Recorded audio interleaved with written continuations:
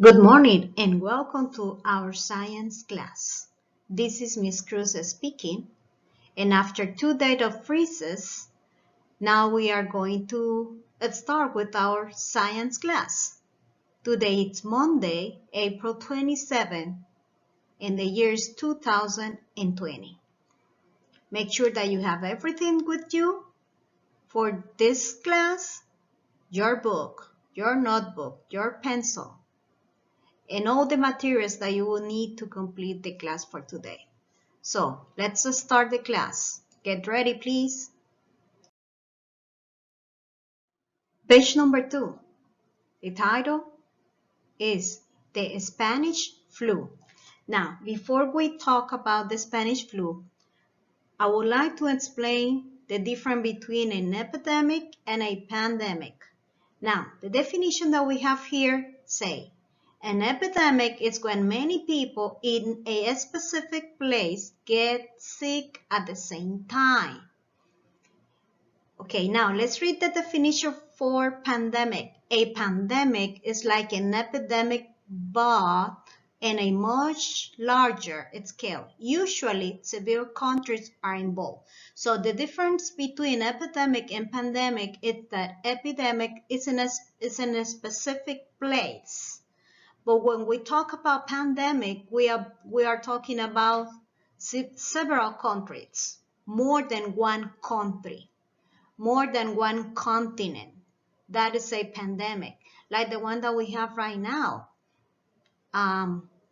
Coronavirus, it's a pandemic because it's in Honduras, it's in Spain, it's in China, it's in the United States, it's in France. That is a pandemic because it is in different countries. If it is only in one place, that is an epidemic. Now, in 1918, there was a worldwide pandemic. That worldwide pandemic was called a Spanish flu or a Spanish influenza. But when you hear the word Spanish, you think that it's coming from a country called Spain. But it did not originate in Spain. This pandemic originated in China. And now here are the symptoms that we have labeled for the Spanish flu. The people that get sick from this pandemic get extreme fatigue, fever, headache, and a blue-looking skin. Now, let me tell you that in 1918, this pandemic killed more than 5% of the world population. Okay? Now, another thing that I have to mention is that people have to stay in their home. And when they went out, they will always wear a mask to help protect themselves from getting sick. So it's really similar to what we are doing today or during this period of disease, of pandemic that we have here in Honduras.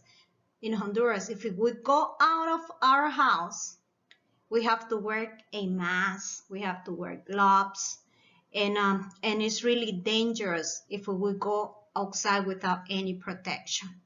Okay, so this is what is happening right now. It's something that happened before. So this is what it's called the Spanish flu. It was a pandemic that was a worldwide pandemic, and it was in the year of 1918, and it was originally in China.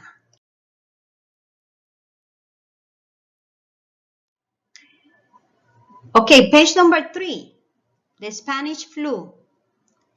Here we have a list of 6 statements or 6 facts that you have to remember about today's title.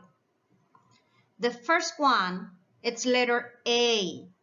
A pandemic is larger than an epidemic. Like I told you before, A pandemic, it's worldwide, and an epidemic, it's in a specific place or country. Letter B, the Spanish flu might have originated in China. It means that the first person that was infected with this flu was originated in China. Letter C, people with the Spanish flu feel tired. So one of the symptoms,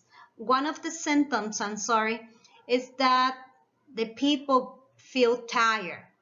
But remember, there were more than one symptoms. Headache, for example, fever, and fatigue.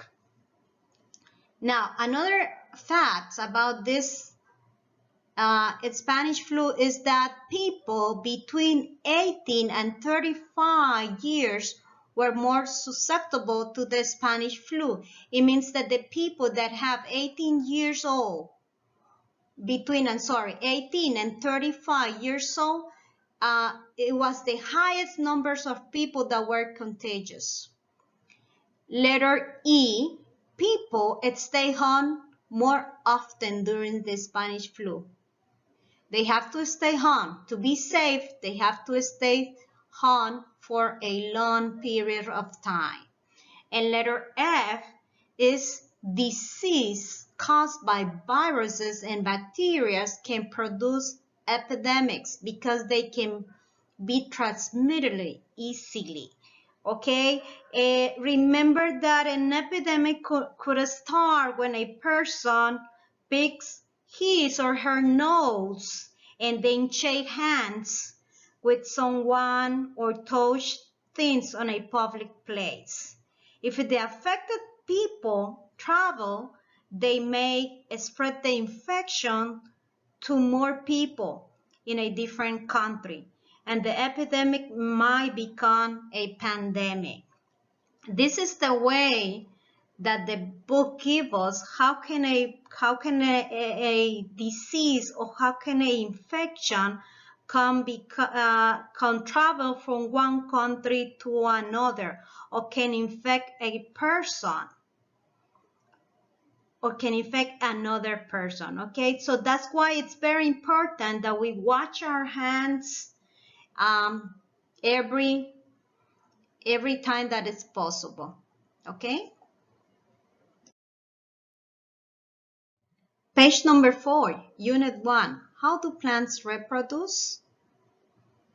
And the subtitle that we have, two types of plants. And the first statement that we have is that there are more than 300,000 species of plants in the world, a lot fewer than the numbers of species of animals, which means that we have more plants than animals in the world. Now, we have two types of plants. Do you see the yellow words that you have right here? Flowering plants and non-flowering plants. Those are the two types of plants that we have.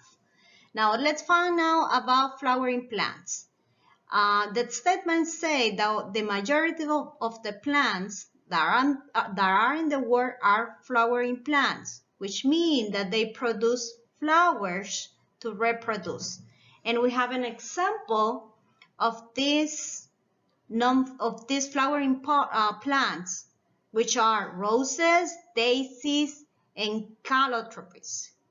Now, non-flowering plants, it means that they do not produce flowers. And an example of this are ferns, mosses, and conifers. And here at the bottom of the page, we have an example of roses, daisies, which are flowering plants. And then we have the mosses and the conifers, which are non-flowering plants. So, doing a review of this page is that the following. We have two types of plant, flowering plants and non-flowering plants. Flowering plants produce flowers, and non-flowering plants do not produce flowers. Okay?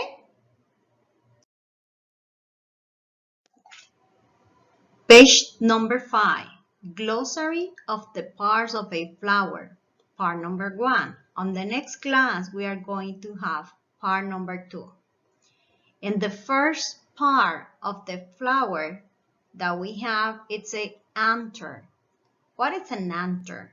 An anther is the part at the top of the filaments that produce the pollen. The second part of a flower is the chylles, the whole outer part that produces the flower before it opens. The chylles is made of several sepals. Then we have the corolla, the collective knot of the individual petals. The collective knot, of all of the individual petals. The next part of a flower is the filaments, the long thin part of the flower that hold the anther. Petal is the next one, is the outside part of the plants that are often very colorful. Pistil, the collective knot of all of the female parts of the flowers. And pollen is the powder that the anther produce. Don't worry if you don't understand this part, because I will explain it in the next class that we are going to have next week, okay? I'm going to have a picture of a big flower like the one that you have at the bottom, but this is going to be more bigger, and you can see all the details of the flowers, and every part is going to be labeled, okay? So here we have the parts of the flowers. And in the next class, we are going to have the rest of the glossary, okay? Let's move to the next page. Finally, we are on page number 6. Here, we are going to explain the homework for you. The homework is going to be, the first part is that you need to study the information that you have on this video. Then you are going to copy page number 2, number 3, number 4, and number 5 in your notebook. Then you are going to complete page 31 and 32 in your books. Make sure that you complete page 31, number 2. And where are you going to find the information to complete this page? The information to complete this page is going to be on page number 3 of this video. Go to page number 3 of this video, and there you are going to find the answer for page 31, number 2.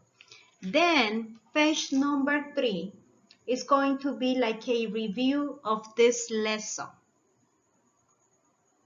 Make sure that your work is neat and tidy. And if you have any question, you can let me know. And don't forget, like I said before, I would like to see you very soon, and I will enjoy when that happens. Take care of you, and may God protect your family. Bye-bye.